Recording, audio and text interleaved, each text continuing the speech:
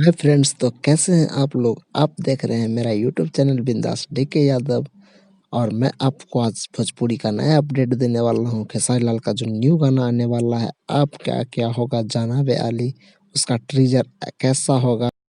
तो आइए फ्रेंड्स, हम लोग इस न्यू ट्रीजर को देखते हैं और सुनते हैं कैसा लगता है।